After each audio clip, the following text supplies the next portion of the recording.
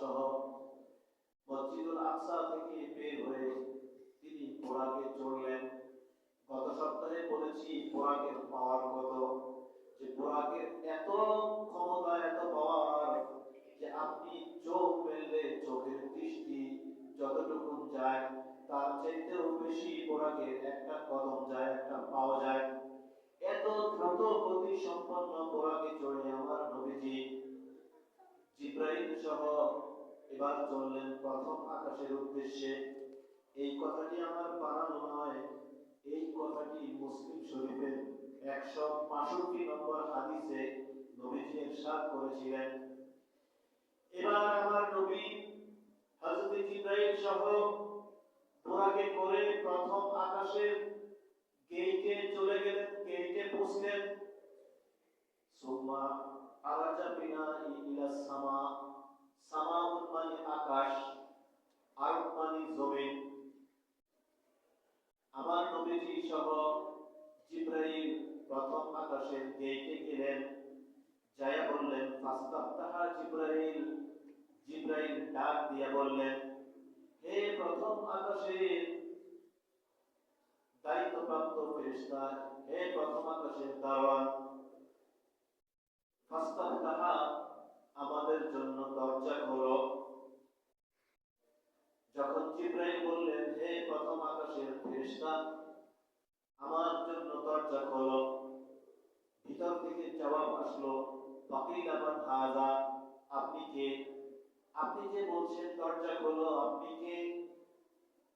ক্বালা জিব্রাইল, জিব্রাইল বললেন আনা জিব্রাইল, আমি হইলাম জিব্রাইল। ওয়া মান মাআকা, ভিতর থেকে আবার প্রশ্ন করলো ওয়া মান মাআকা, আপনার সাথে কে? আপনি কি একা নাকি আর কেউ আছে? জিব্রাইল বললেন মাইয়া, ক্বালা মুহাম্মাদুর রাসূলুল্লাহ সাল্লাল্লাহু আলাইহি ওয়াসাল্লাম। জিব্রাইল বললেন আমি একা না, আমার সাথে আরো একজন আছেন, যিনি হলেন মুহাম্মাদুর রাসূলুল্লাহ সাল্লাল্লাহু আলাইহি ওয়াসাল্লাম। দেখেন এই এই আলোচনা থেকে আমরা একটা পয়েন্ট বের করি, যেটা হলো জিব্রাইল হলেন সর্বশ্রেষ্ঠ ফেরেশতা। সব ফেরেশতা জিব্রাইলের অর্ডার শুনে, কথা শুনে, কথা মানে। জিব্রাইলের সাথে যিনি ছিলেন তিনি হলেন মুহাম্মাদুর রাসূলুল্লাহ সাল্লাল্লাহু আলাইহি ওয়াসাল্লাম। দুজন সম্মানী লোক প্রথম আকাশে গিয়া প্রথমে অনুমতি চাইলেন, বললেন দরজা খোলো। ভিতর থেকে বলল আপনি কে? তখন নিজের পরিচয় প্রদান করলেন আমি জিব্রাইল। তারপরে বলল আপনার সাথে কে? আপনি কি একা নাকি আর কেউ আছে? জিব্রাইল বললেন না আমি একা না, আমার সাথে মুহাম্মদ সাল্লাল্লাহু আলাইহি ওয়াসাল্লাম আছে। তাহলে বোঝা গেল আমরা যদি কারো বাড়িতে যাই আগে অনুমতি প্রার্থনা করতে হবে। আমরা যাইয়াই তার ঘরে প্রবেশ করব না, আমরা তার থেকে অনুমতি নিব ঘরে কি প্রবেশ করা যাবে। ভিতর থেকে জিজ্ঞাসা করবে কে আপনি, আপনাকে বলতে হবে আমি অমুক, তারপরে পরিচয় দিয়ে ঘরে প্রবেশ করতে হবে। এটা জিব্রাইলের মাধ্যমে, নবীজির মাধ্যমে আল্লাহ আমাদেরকে শিখাইলেন, জানাইলেন, বুঝাইলেন। তাহলে আমরা এই আলোচনা থেকে একটা পয়েন্ট শিখলাম, আমরা যেখানে যাই, যার ঘরেই যাই, আমি বড় হতে পারি, সে আমার চাইতে পদমর্যাদায় ছোট হতে পারে, কোনো অসুবিধা নাই, কিন্তু তার ঘরে তার কাছে যাইতে হইলে আগে তার কাছ থেকে অনুমতি প্রার্থনা করতে হবে, তার কাছ থেকে অনুমতি নিয়ে তার ঘরে প্রবেশ করতে হবে।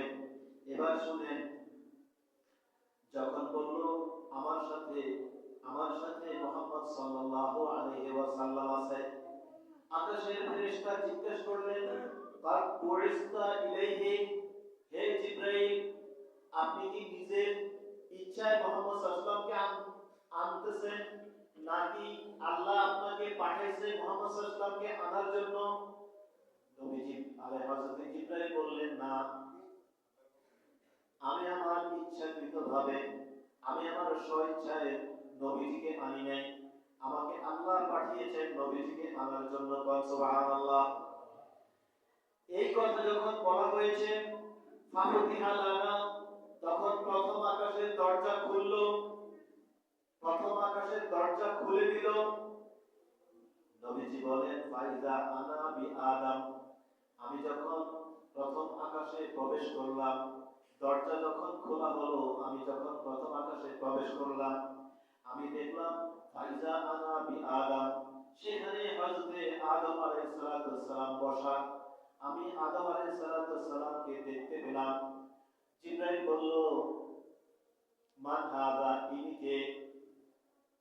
জিবরাইল আমাকে বলল ইনি হলেন মানব জাতির প্রথম সৃষ্টি, প্রথম মানব জাতির আগে পিতা, ইনি হলেন হযরতে আদম আলাইহিস সালাম। নবীজি বললেন আমি সালাম কালাম বিনিময়ের পর কথা হলো, কথাবার্তা শেষ করে প্রথম আকাশ থেকে যখন বের হলো, ফারাহাবা বি ওয়া তাআলি বিখাইর, আদম আলাইহিস সালাম থেকে আমি যখন কথাবার্তা শেষ করে বিদায় নিব, তিনি আমাকে ধন্যবাদ জ্ঞাপন করলেন, ফারাহাবা বি, আমাকে মারহাবা জানালেন, ধন্যবাদ জানালেন, এবং ওয়া তাআলি বিখাইর, আমার জন্য কল্যাণের দোয়া করলেন, আমার জন্য দোয়া করলেন যে আল্লাহ তোমার মঙ্গল করুক। এই দোয়া করলেন। দোয়ার পরে আমি প্রথম আকাশ থেকে হযরতে আদমের কাছ থেকে আমি বের হয়ে পড়লাম। এখানে আরেকটি কথা আছে যে আমি ওনার কাছ থেকে কথাবার্তা শেষ করে যখন বের হইলাম, তিনি আমার জন্য দোয়া করলেন এবং আমাকে মারহাবা দিলেন, ধন্যবাদ দিলেন। তারপরে আমি একটু দূরে গেলাম, যাইয়া দেখতে পেলাম হযরতে আদমের ডান পাশে অনেকগুলো রূহ, অনেকগুলো মানুষ ডান পাশে, আর হযরতে আদমের বাম পাশে অনেকগুলো রূহ, অর্থাৎ অনেকগুলো মানুষ। হযরতে আদম একবার ডান পাশে তাকায়, ডানের যে মানুষগুলো আছে এই মানুষগুলোর দিকে তাকায়, তাকাইয়া ডান পাশে তাকাইয়া মানুষগুলোকে দেখা মুস্কি মুস্কি হাসে। আবার মুখটাকে ঘাড়টাকে বাঁকা করিয়া বাম পাশে তাকায়, বাম সাইডে বাম পাশের যে মানুষগুলো তাদের দিকে দেখা হযরতে আদমের মুখটা বেজার হয়ে যায়, তিনি কাঁদেন, কাঁদো কাঁদো একটা ভাব হয়, অর্থাৎ ডান দিকের মানুষগুলো দেখলে হাসে, বাম দিকের মানুষগুলো দেখলে কাঁদে। হযরত জিবরাইলকে বললেন হে জিবরাইল, আদম আলাইহিস সালাম এটা কেন করছে? ডানের দিকে তাকাইলে, ডান পাশের মানুষগুলোর দিকে তাকাইলে হাসতেছে, বাম পাশের মানুষগুলোর দিকে তাকাইলে কাঁদতেছে, কারণটা কি? হযরত জিবরাইল বললেন ওগো নবীজি, এরা হলো আদম সন্তান। আদম আলাইহিস সালামের পরে কিয়ামত পর্যন্ত যত মানুষ এই পৃথিবীতে আগমন করবে, সব মানুষ তাদের রূহ এখানে উপস্থিত আছে। ডান দিকে যারা, তারা হবে নেককার, তারা হবে জান্নাতি, তাদের ঠিকানা হবে জান্নাত। তারা নামাজ পড়বে, রোজা রাখবে, আল্লাহর হুকুম আহকাম পালন করবে, নেক আমল করবে, তারা হবে জান্নাতি। এই জন্য হযরত আদম নিজের সন্তান জান্নাতি সন্তানদেরকে যখন দেখতে পায় তখন খুশি হইয়া যায়, তখন হযরত আদম মুস্কি মুস্কি হাসে। আবার বাম পাশে যে সমস্ত মানুষগুলো বসে আছে, তারা নামাজ পড়বে না, রোজা রাখবে না, আল্লাহর হুকুম হাকাম মানবে না, তারা হবে জাহান্নামী। এই জন্য হযরত আদম যখন বাম সাইডে তাকায়, ওই মানুষগুলো যখন দেখে তারা যখন জাহান্নামে যাবে, তাদের অবস্থা কি হবে, এই জিনিসগুলো ভেবে হযরত আদম আলাইহিস সালামের মুখটা বেজার হয়ে যায়, মনটা খারাপ হয়ে যায়, হযরত আদম কাঁদে। এই দৃশ্যগুলো দেখে হযরত মুহাম্মদ মুস্তাফা সাল্লাল্লাহু আলাইহি ওয়াসাল্লাম তার উম্মতের জন্য দোয়া করলেন, আল্লাহ আমার উম্মতদেরকে তুমি জাহান্নাম থেকে বাঁচিয়ে দিও, আমার উম্মতদেরকে হযরত আদম আলাইহিস সালামের ডান পাশে যে মানুষগুলো আছে সেই মানুষগুলোর মধ্যে আমার উম্মতের স্থান কইরো, বলুন আমিন। এবার প্রথম আকাশ থেকে হযরত জিবরাইল আলাইহিস সালাম সহ বের হলেন, দ্বিতীয় আসমানে গেলেন। দ্বিতীয় আসমানে গিয়া একই অবস্থা। ফাস্তাফতাহা জিবরাইল, জিবরাইল বললেন, হে দ্বিতীয় আকাশের ফেরেশতা, ফাস্তাফতাহা, আমাদের জন্য দরজা খোলো। দ্বিতীয় আকাশের দরজা। জিজ্ঞেস করা হলো, মান হাযা, আপনি কে? আগের মতো প্রশ্ন করলো, আপনি কে? জিবরাইল বললেন, আমি জিবরাইল। দ্বিতীয় আকাশেও একই প্রশ্ন, আপনি কি একা নাকি আপনার সাথে আর আর কেউ আছে? হযরত জিবরাইল বললেন, না, আমি একা না, আমার সাথে আরো একজন আছে। তিনি হলেন সাইয়্যিদুল মুরসালিন মুহাম্মদ মুস্তাফা সাল্লাল্লাহু আলাইহি ওয়াসাল্লাম। দরজা খোলা হলো। পরিচয় জানার পরে দ্বিতীয় আসমানের ফেরেশতারা দরজা খুললেন। হযরত জিবরাইল এবং মুহাম্মদ সাল্লাল্লাহু আলাইহি ওয়াসাল্লাম দ্বিতীয় আকাশে প্রবেশ করলেন। দ্বিতীয় আকাশে প্রবেশ করার পরে ফাইজা আনা বি ইবনাইহি খালা, হযরত মুহাম্মদ সাল্লাল্লাহু আলাইহি ওয়াসাল্লাম বলেন, এটা মুসলিম শরীফের 162 নম্বর হাদিস। নবীজি বলেন, আনা বি ইবনাইহি খালা, দ্বিতীয় আকাশে আমি যখন ঢুকলাম, সেখানে দেখতে পেলাম দুইজন মানুষ, তারা সম্পর্কে খালাতো ভাই। দুইজন মানুষ সম্পর্কে তারা খালাতো ভাই। দুই খালাতো ভাইকে আমি দ্বিতীয় আকাশে পাইলাম। তারা কে? একজন হলেন হযরতে ইয়াহইয়া আলাইহিস সালাতু ওয়াস সালাম, দ্বিতীয়জন হলেন হযরতে ঈসা আলাইহিস সালাতু ওয়াস সালাম। একজন হলেন হযরতে জাকারিয়া পয়গম্বরের ছেলে, ওনার নাম হইল ইয়াহইয়া। দ্বিতীয়জন হলেন হযরতে মরিয়ম আলাইহিস সালাতু ওয়াস সালামের ছেলে, তিনি হলেন হযরতে ঈসা। এই দুইজন সম্পর্কে খালাতো ভাই। দ্বিতীয় আকাশে দুইজন পয়গম্বর হযরতে ঈসা এবং হযরতে ইয়াহইয়া আলাইহিস সালাতু ওয়াস সালামকে দ্বিতীয় আকাশে পাইলেন। নবীজি বললেন, সালাম কালাম শেষ, কথাবার্তা যখন শেষ হলো, তিনি ওই দুইজন ফেরেশতা আর দুইজন পয়গম্বর হযরতে ঈসা এবং হযরতে ইয়াহইয়া আলাইহিস সালাতু ওয়াস সালাম ফারহাবা লি বিখাইর, আমাকে মারহাবা বললেন, ধন্যবাদ দিলেন, স্বাগতম জানাইলেন এবং আমার জন্য দোয়া করলেন। দ্বিতীয় আকাশ শেষ। দ্বিতীয় আকাশ থেকে রওনা হলেন তৃতীয় আকাশের উদ্দেশ্যে। তৃতীয় আকাশে গেলেন। তৃতীয় আকাশে যাইয়া একই প্রশ্ন। জিবরাইলকে বললেন, আপনি কে? বললেন, আমি জিবরাইল, আমার সাথে মুহাম্মদ সাল্লাল্লাহু আলাইহি ওয়াসাল্লাম। দরজা খোলা হলো, ভিতরে প্রবেশ করলেন। তৃতীয় আকাশ। প্রথম আকাশে হযরতে আদম। খেয়াল করেন, আমাদের নবীদের মানব জাতি থেকে কয়জন নবী আকাশে আছেন? প্রথম আকাশে হযরতে আদম, দ্বিতীয় আকাশে হযরতে ইয়াহইয়া এবং হযরতে ঈসা আলাইহিস সালাতু ওয়াস সালাম, এই দুইজন। তিন নম্বর আকাশে ফাইজা আনাবি ইউসুফ আলাইহিস সালাতু ওয়াস সালাম, তিন নম্বর আকাশে আমি পেলাম হযরতে ইউসুফ আলাইহিস সালাতু ওয়াস সালামকে। ফাইজা হুয়া কাদ আতিয়া শাতরাম হাসান, কয় আমি যখন ইউসুফ আলাইহিস সালাতু ওয়াস সালামকে দেখলাম, আমি আশ্চর্য হলাম, আমি তার দিকে তাকাইয়া থাকলাম যে এত সুন্দর মানুষ, এত রূপ, এত এত সৌন্দর্য, চেহারার মধ্যে এত সুন্দর, তার পুরো শরীরে এত সুন্দর, সবচেয়ে এত সুন্দর মানুষ এই পৃথিবীতে আর নাই। নবীজি বলছেন, কাদ আদিয়া শাতরাম হাসান, তামাম পৃথিবীর যত সৌন্দর্য আছে, তামাম পৃথিবীর মধ্যে যত সুন্দর আছে, সেই সমস্ত সুন্দরের অর্ধেক হযরত ইউসুফ আলাইহিস সালামকে আল্লাহ দান করলেন। চিল্লায় বলেন সুবহানাল্লাহ। তামাম পৃথিবীর যত সৌন্দর্য আছে, সেই সৌন্দর্যকে একত্রিত করে টোটাল অর্ধেক ভাগ করে হযরত ইউসুফ আলাইহিস সালামকে দান করলেন টোটাল অর্ধেক সৌন্দর্য, আর বাকি অর্ধেক সৌন্দর্য তামাম পৃথিবীর 18,000 মাখলুকাতের মধ্যে দান করলেন। এই সেই 18,000 মাখলুকাতের মধ্যে অর্ধেক সৌন্দর্য, বিন্দু বিন্দু বিন্দু বিন্দু অনুপরমাণু পরিমাণ সৌন্দর্য দান করার পরেও আমরা এক একজন এত সুন্দর, আর হযরত ইউসুফ আলাইহিস সালাম অর্ধেক সুন্দরের মালিক। কত সুন্দর হযরত ইউসুফ আলাইহিস সালাম ছিলেন, এটা না দেখলে বলে বোঝানো সম্ভব হবে না। সেখানে হযরত ইউসুফ আলাইহিস সালামকে তৃতীয় আকাশে পেলেন।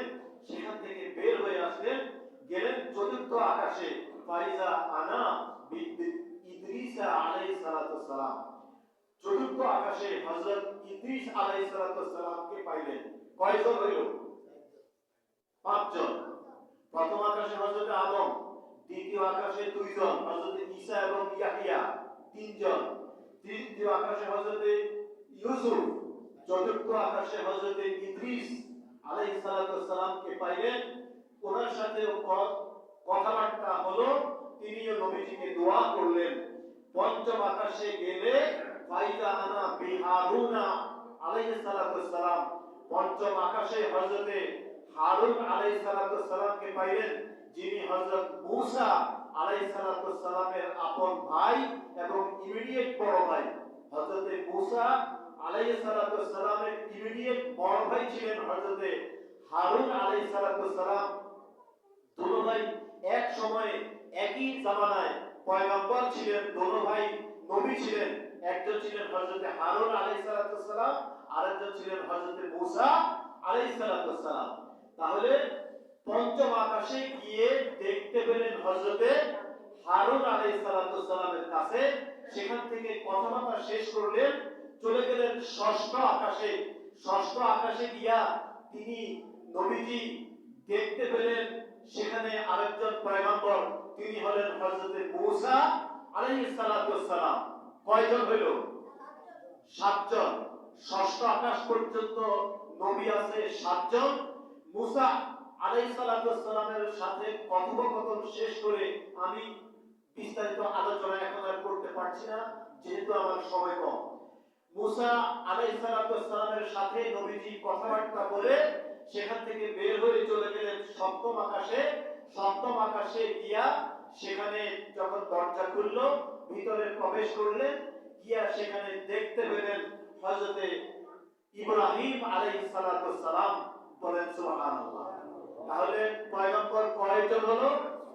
সাতটি আকাশে আমাদের এই পৃথিবীর মানুষ অর্থাৎ নবী আছেন আটজন। আকাশ হলো সাতটা, নবী আছেন আটজন, যেহেতু দ্বিতীয় আকাশে দুইজন। তাহলে মনে রাখবেন এটা, যে এই প্রথম থেকে সপ্তম আকাশ পর্যন্ত নবী আছেন আটজন। প্রথম আকাশে হযরত আদম, সপ্তম আকাশে হযরত ইব্রাহিম আলাইহিস সালাতু সালাম। নবীজি বলেন, মুসনিদান আসহারু ইলাল বাইতিল মামুর। হযরত ইব্রাহিম আলাইহিস সালাতু সালামকে দেখতে পেলাম, সেখানে বাইতুল মামুর নামক একটা মসজিদ আছে, যেটি ফাওকা কাবা, কাবা শরীফ থেকে সরাসরি উপরে, কাবা শরীফ থেকে সরাসরি উপরে সপ্তম আকাশের উপরে বাইতুল মামুর নামক মসজিদটি আছে। সেখানে ফেরেশতারা নামাজ পড়ে। সেই মসজিদের সাথে হেলান দিয়া হযরত ইব্রাহিম আলাইহিস সালাতু সালাম বসে আছেন। সেখানে নবী হযরত ইব্রাহিমের সামনে হাজার হাজার ছোট ছোট বাচ্চা, নিষ্পাপ বাচ্চা। নবীজি জিবরাইল আলাইহিস সালাতু সালামকে জিজ্ঞাসা করলেন, এই ছোট ছোট বাচ্চাগুলো হযরত ইব্রাহিম আলাইহিস সালাতু সালামের সামনে কেন? এরা কোন বাচ্চা? কারা এরা? জিবরাইল বললেন, এরা হলেন পৃথিবীতে আদম থেকে শেষ কিয়ামতের আগ পর্যন্ত যত নাবালেগ বাচ্চা, যাদের বয়স একেবারে 7 বছরের কম থাকবে, যাদের উপর শরীয়তের হুকুম জারি হয় নাই, যারা নাবালেগ বাচ্চা, আমরা এক কথায় বলি নাবালেগ বাচ্চা, ছোট ছোট বাচ্চা, একদিনের বাচ্চা, 3 মাসের বাচ্চা, 6 মাস, 6 বছর, 5 বছর, 3 মাস, 2 মাস, 1 মাস, এরকম করে বাচ্চা মারা যায়। এরকম ছোট ছোট বাচ্চা যাদের মারা যায়, তারা বাপ পায় নাই, পৃথিবীতে মাও পায় নাই, বাপও পায় নাই। আল্লাহ রাব্বুল আলামিন যেহেতু বলেছেন, মিল্লাতা আবিকুম ইব্রাহিমা হুয়া সাম্মাকুমুল মুসলিমিন, মুসলমান জাতির, तमाम পৃথিবীর জাতির পিতা হলো হযরত ইব্রাহিম আলাইহিস সালাতু সালাম। যেহেতু তিনি আমাদের জাতির পিতা, সেহেতু পিতা হিসেবে আমাদের নাবালেগ বাচ্চা, যারা মা বাবার আদর পায় নাই, মৃত্যুর পরে আমরা কবরে ধুইয়া আসি, আল্লাহর হুকুমে সেই কবর থেকে সশরীরে ওই বাচ্চাদেরকে আল্লাহ তাআলা হযরত আদম আর হযরত ইব্রাহিম আলাইহিস সালাতু সালামের সামনে সপ্তম আকাশে নিয়ে দেন। আর সেই হযরত ইব্রাহিম আলাইহিস সালাতু সালাম ছোট বাচ্চাদেরকে সেখানে মা বাবার আদর দেন, লালন পালন করেন, কন্যা সুবহানাল্লাহ। তাহলে আমাদের ছোট ছোট বাচ্চারা যারা মারা যায় তারা কবরে থাকে না, আল্লাহ রাব্বুল আলামিন তাদেরকে কবর থেকে উঠাইয়া সপ্তম আকাশে হযরত ইব্রাহিম আলাইহিস সালামের কাছে পাঠিয়ে দেন। সেখানে হযরত ইব্রাহিম আলাইহিস সালাম ছোট ছোট বাচ্চাদেরকে নিয়ে লালন পালন করেন এবং মা বাবার আদরে স্নেহ দেন। বলেন আমিন। ওয়া আখির দাওয়ানা আলহামদুলিল্লাহি রাব্বিল আলামিন। আমার আরেকটি বিষয় আলোচনার বিষয় ছিল কিন্তু বলতে পারলাম না, সময় নাই। চেষ্টা করব ইনশাআল্লাহ ধারাবাহিকভাবে আলোচনা করার। আমিন। ওয়া আখির দাওয়ানা আলহামদুলিল্লাহি রাব্বিল আলামিন। আসসালামু আলাইকুম ওয়া রাহমাতুল্লাহি ওয়া বারাকাতুহু।